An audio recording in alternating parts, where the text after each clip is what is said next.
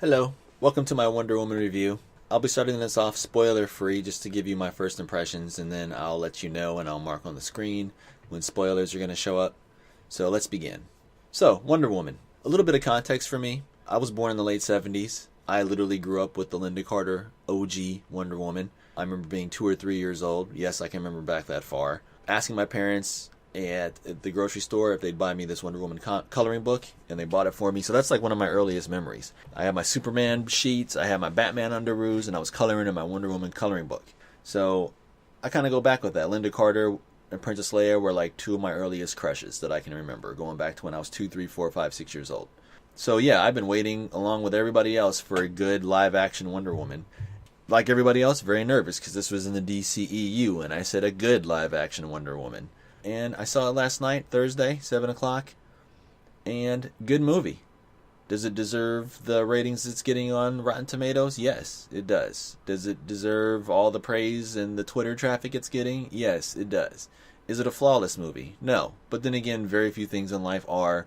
Very few movies are. And the ones that are considered flawless, still, you can still go back and nitpick if it's not quite your speed. But I'm here to tell you, Wonder Woman does deserve it. Should you go see it? Yes, you should. Things like this you should support. When things are done right and when they're breaking down walls, and things like having a female director, which I have no idea is why is even a big deal. Yes, show it. And the way that you talk in a capitalist society is with your money. So by all means, go see this. You will enjoy it. Even if you don't typically like comic book movies, there will be parts of this movie that you enjoy. Parts that are unique enough about it that make it stand out from the rest of the movies enough where you will enjoy it and you might see something new. That also kind of includes like my overall thoughts and feelings on the movie. Well acted. Let's just start off with what I consider the most important part of any movie, especially comic book movies. Characters and the story. They did an excellent job with the story in this movie, and to me that was probably 1B of why I don't enjoy the majority of the DCEU movies. Not to say I didn't enjoy Man of Steel. I watched it 9 times. I think twice in the theater and about 7 times since it came out on disc. I'll go into that later. Maybe I'll do a Man of Steel or DCEU movie by movie review. But the weakest part of these DCEU movies is the plot and the story and how they're not properly paced and how they kind of jump around and stuff like this. Wonder Woman did a great job of letting the story flow naturally. One instance led to another instance, led to another instance, led to another instance. There was some growth in there. Things flowed. The movie ended. And you weren't like, hey, wait a minute. What about the part with the thing? And then why they skipped forward and with the thing? And why did... There was none of that in this movie. Fantastic. And also, my other thing I really liked about this movie, besides the casting, was the characters themselves. They were very well rounded. A lot of the action, the humor, the storylines were character driven.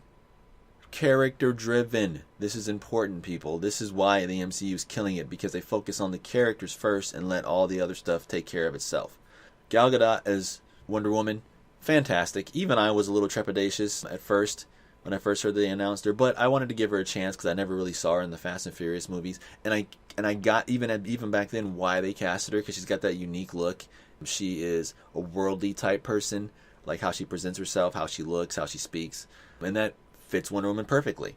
And also people are like, oh, she's too skinny. In my head, a little context here, when I play video games, I usually pick a female protagonist because to me, it's more fun when you're later on in the game and you're just like destroying everything. It's cooler to me to see a little skinny whatever female character being the boss. Like, I love that stuff, and it adds different layers and different elements to the games. Mass Effect, my femshep on Mass Effect's a total badass.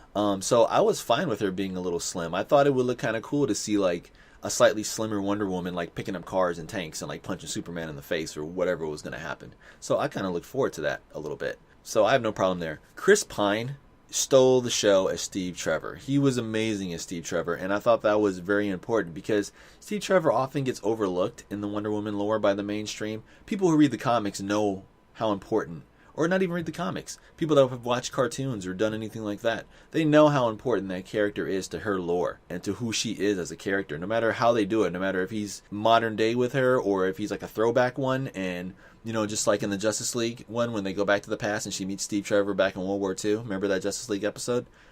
So stuff like that, and them focusing on picking Chris Pine, who did an amazing job as Steve Trevor, made you really like that character, made you really realize why Diana liked him and his importance to her. And without going too far into it, the impact that Steve Trevor himself has on her moving forward, right on. That's exactly how that character should be. You shouldn't just shoot him in the face and just dismiss him and then laugh about it after the fact. Oh yeah, that was Jimmy Olsen. Ho ho ho ho. The death of innocent. Ho ho ho. No. Jimmy Olsen is a very important character to Superman himself and to his lore. And to just brush him off like that. Anyway, that's for a whole other thing with BVS. But I'm glad that they casted Steve Trevor and that he did a great job. And if it weren't for the fact that this was Wonder Woman herself and it was the first time we're seeing her in live action, he basically would have stole that movie. He almost did. This rest of the supporting cast, who was the girl with the curly hair, her sidekick? I'll put it here in the video. She was great. She was perfectly cast as her and added just the right amount of humor when the scenes that she was in. Everything else about it, the casting of the villains, I don't have a beef with DCEU's casting. That's the part that they've nailed. They've gotten the casting, the production value, the cinematography, all the music, all that stuff great. It's just been the story and the characters that have been lacking. And that's the entire point. That's the entire point of these characters and why they've been around for so long and why they're still so popular. So I'm glad that that happened. So what we got? We got story, we got characters. Special effects, good. Without going into too much spoilers, I'll get into that in my spoiler review about the special effects because that's one of my little nitpicks with the movie. But overall, great movie. Go see it. I highly recommend it. And as a diehard comic book fan and as a movie fan who's also a realist and knows how the Hollywood system works and how these politics and stuff work and how the fan base and blah, blah, blah works, I'm very happy with it. It deserves a 90 plus, whatever it's getting. Last I saw was a 93 on Rotten Tomatoes. And it deserves it. Totally deserves it. Go see it. Now, all that being said, we're going to get into our spoilers. You're being warned right now. We're going into spoilers. I'm going to put it up on the screen if it's not already up there. Here we go. Spoilers. And the spoilers are going to particularly point out to the things that I have a nitpick about the movie. And these are very minor nitpicks. Overall, I'm very happy with the movie. I'm not really complaining, but these are just things that stood out to me. Some of the editing, especially towards one of the scenes toward the end, you'll notice it if you go see it in the movie. That seemed a little jarring. Some of the editing just a little bit. I wasn't a fan of spoilers, like I said. The final climactic battle between her and Ares, it turned into another CG-laden things flying around in the dark Zack Snyder effect there at the end. I wasn't a fan of more Jesus imagery with Diana with her arms all out and light shining behind her. Wasn't a fan of that in Man of Steel. Like, okay, we get it. You guys are doing the whole God complex thing. And technically Diana in this universe is a god, small g. And she kind of is in the other one. She's more of a demigod, more like Thor or something like this. They did a great job with the Amazons and stuff like that. But that's my nitpick with the special effects. It got a little heavy there at the end. But other than that, great movie. Go see it. It bodes well for the future of the DCEU moving forward. It's about damn time. I'm so glad that this was like the first modern era female movie, because we did have Supergirl back in the 80s. And I'm not really counting Catwoman and Elektra because they're more anti-heroes or sometimes villains, even though those were female-led comic book movies, if we're really being technical. But I'll give this one the first, as it's the first post-2008 Iron Man, where comic book movies are being taken a little bit more seriously, and studios now realize, hey, if we focus on the characters, people will come. Oh, wow, we cracked the code. You kind of have.